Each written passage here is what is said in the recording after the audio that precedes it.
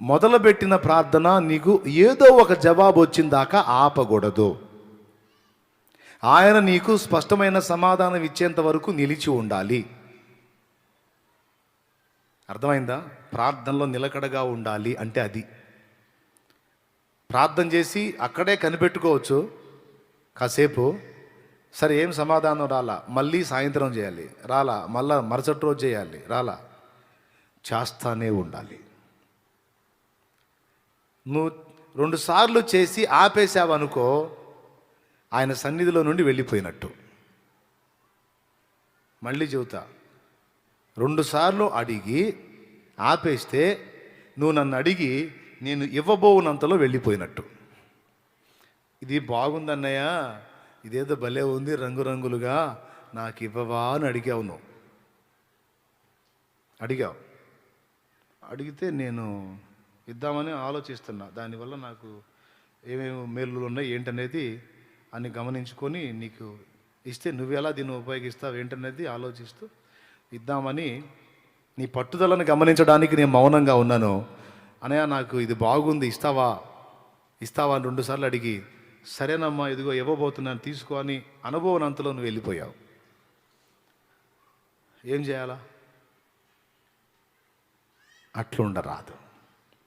ఉదయం సాయంత్రం నువ్వు ఏ సమస్యతో పీడించబడుతున్నావో, ఎవరితో పీడించబడుతున్నావో, ఏ విషయంలో నలుగుతున్నావో, నీకు అవకాశం ఉంటే ఉదయం, మధ్యాహ్నం కూడా, సాయంత్రం కూడా దానిని దేవుని ముందుకు తీసుకొని రావాలి. ఆయనే చెప్పాడు, వానిని నా యొద్దకు తెండి, ఆమెను నా యొద్దకు తెండి, వాటిని నా యొద్దకు తెండి అని.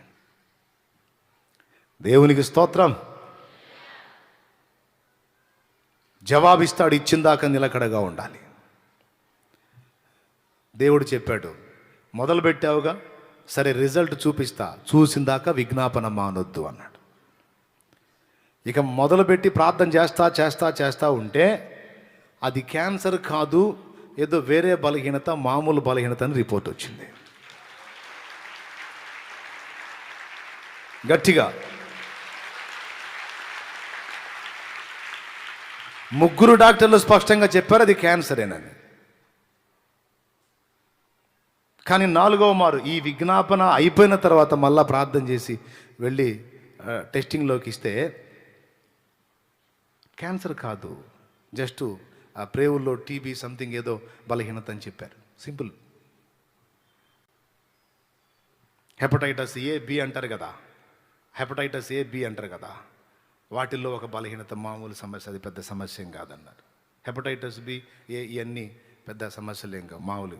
వాటి గురించి భయంకరమైన ప్రచారం ఉంది వికృతంగా, అమ్మో అది అంతా ఇంత అసలు టచ్ చేయకూడదు అది ఇది. దేవునికి స్తోత్రం. ఏదైనా దాని యొక్క ప్రచార తీవ్రతే, దాని గురించి ఆలోచించి అదురుపోవటమే. నా దేవుని ఎదుట సమస్తము బాగుపరచబడుతుంది. హల్లెలూయా. ఇప్పుడు క్యాన్సర్ రిపోర్ట్ మారిపోయింది, మరి హెపటైటిస్ బి ఏ రిపోర్ట్ మారదా? మారదా? మారి తీరిద్ది. అయిపోయి ఉంటుంది అది కూడా యేసునామంలో. ఇప్పుడు అయిపోయింది, రిపోర్ట్ మారింది, ఆ బిడ్డ కోలుకోవటం మొదలుపెట్టింది. ఇప్పుడు పూర్తిగా రికవర్ అయిన తర్వాత నిలబెడదామని ఎదురు చూస్తున్నాను నేను. దేవునికి మహిమ. నేను ఒట్టి మాట చెప్పట్లా, స్పష్టంగా నేను పేరెత్తి ప్రార్థన చేసి అడిగి జవాబు పొందినటువంటి సాక్ష్యం ఇది. ఇది ఒక్కటే కాదు, ఎన్నెన్నో స్పష్టంగా అడిగి ఆయన దగ్గర ఆన్సర్ పొందిన దాకా అడిగి ఆన్సర్ పొంది మానినటువంటి ప్రార్థనలు ఇన్ని ఉన్నాయి నా లైఫ్లో. రోజు గోజాడి ప్రార్థన చేసి జవాబులు. అప్పులు నలిగిపోయాం. ఫ్యామిలీకి ఒక్కటే మాట చెప్పా, రోజుకు ఒకళ్ళం ఫాస్టింగ్ ఉందాం, అప్పుల సంగతి తేల్చుకుందాం యేసు నామంలో, దాని సంగతి అదో మనమో తేల్చుకుందామని కొట్లాటకు దిగుతారే, రారా తేల్చుకుందాం నీ సంగతి నువ్వో నేనని. అట్లాగా మొత్తం టోటల్ ఫ్యామిలీ వాటి మీద ధ్వజం ఎత్తాం.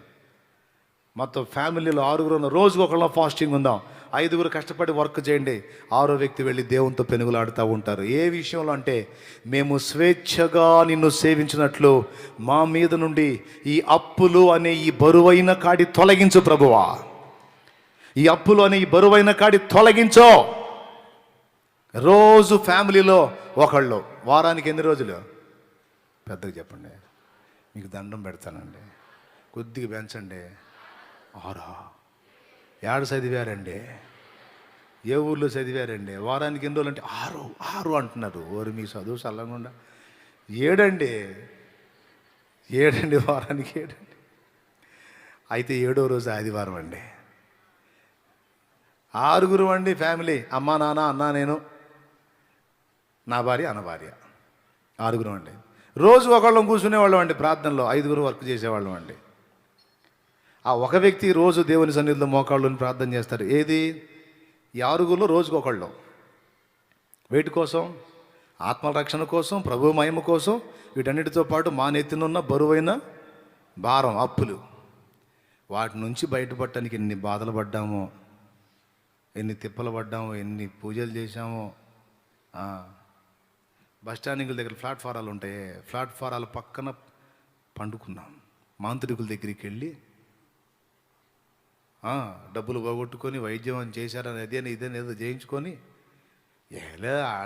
ఆడికెడ తీసుకెళ్ళా తూత్రి బాత్రి జాత్రి అనేదో చేసి పైసలు తీసుకొని మేము తీసుకెళ్ళిన సరుకు తీసుకొని నెత్తి చేపెట్టి బోని వెనక్కి చూడవాకండి అంటాడు. వెనక్కి చూస్తే మళ్ళీ మాకు వదిలిపోయింది, మళ్ళీ మాకు బట్టిద్దని మేము ఎటు తిరబడినామమ్మ. ఓకే నేను ఆ సరుకు వాడు మొత్తం ఎత్తుకు మమ్మల్ని పొరపాటు కూడా వెనక్కి చూడలేదు. మమ్మ అటు తిప్పడు.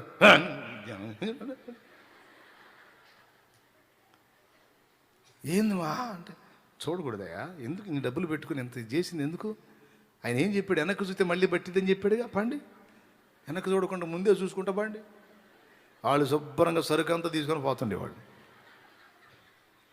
వాడి తెలివి చూడు, దెయ్యం పట్టిద్దని చెవితికి తిరగం కదా.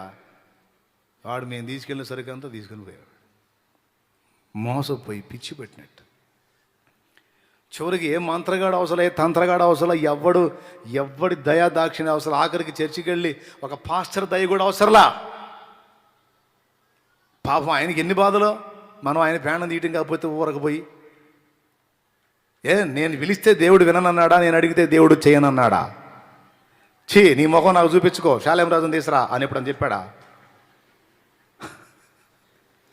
అట్టగా అని చెప్పే పనిది నేనే కేసు పెడతా ఆయన మీద. అసలు ఏమన్నా న్యాయం ఉందా? నువ్వేంది అందరిని నన్ను తీసుకున్నామని చెబుతూ నాకు తగిలిస్తున్నావు అంటే బతకాలన్నా చావాలన్నా ప్రభు అంట. ఆయన చెప్పడం అసలు ఆ డౌటే లేదు మీకు. దేవునికి స్తోత్రం కలుగును గాక. డైరెక్ట్గా నువ్వు మోకాళ్ళ మీదకి వెళ్ళిపోయి దేవునితో పెనుగులాడొచ్చు. నీకు సాధ్యమే, సర్వం సాధ్యమే, ఒక మాట పలికిన చాలు. నీకు సాధ్యమే, సర్వం సాధ్యమే, ఒక మాట పలికిన చాలు. అయ్యా ఒక మాట పలికిన చాలు. అయ్యా ఒక మాట పలికిన చాలు. వినపాలు విను దైవమా, నా కన్నీరు గాంచు దైవమా,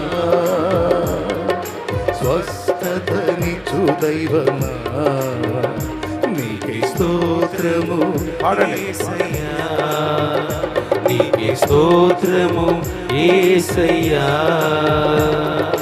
విన్నపాలు విను దైవమా, కనికరించి నీ చేయి చాపి అద్భుతములు చేయు దైవమా.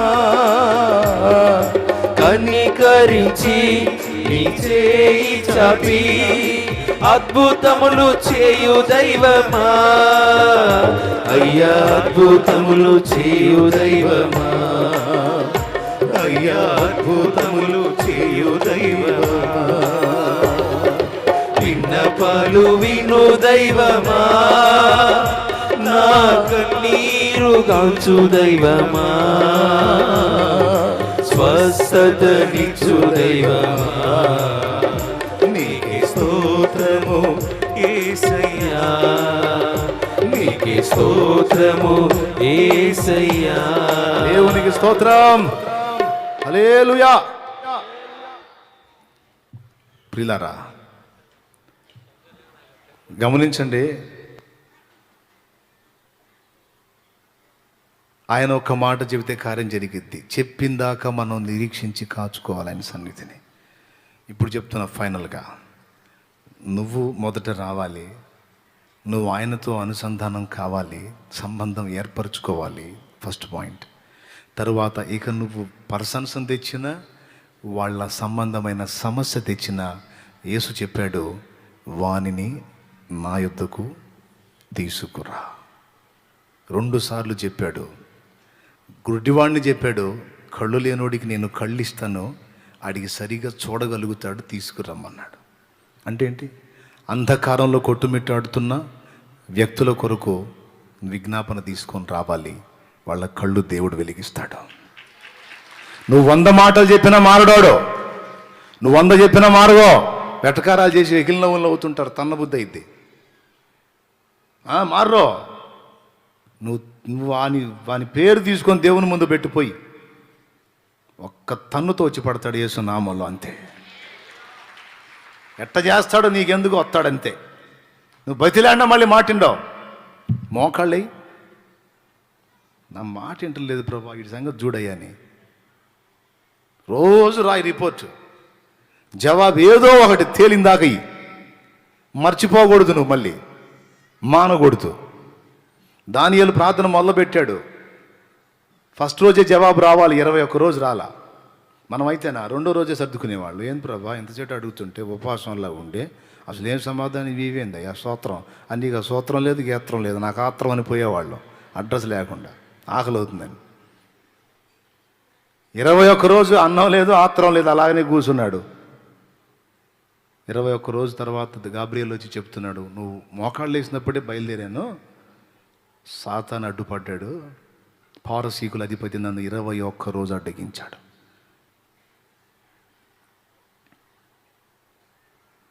అంటే ఏంటి? 21 రోజు నన్ను ఆపితే నువ్వు అలిసిపోయి ప్రార్థనలోంచి లేచి వెళ్ళిపోతావని వాడి భ్రమ. వాడికే విసుగొచ్చింది. 21 రోజు కాదు, ప్రాణం పోవునంత వరకు నువ్వు కనిపెట్టుకుంటావని వాడికి తెలియదు. నువ్వే గెలిచావు నాయనా, నువ్వే గెలిచావు.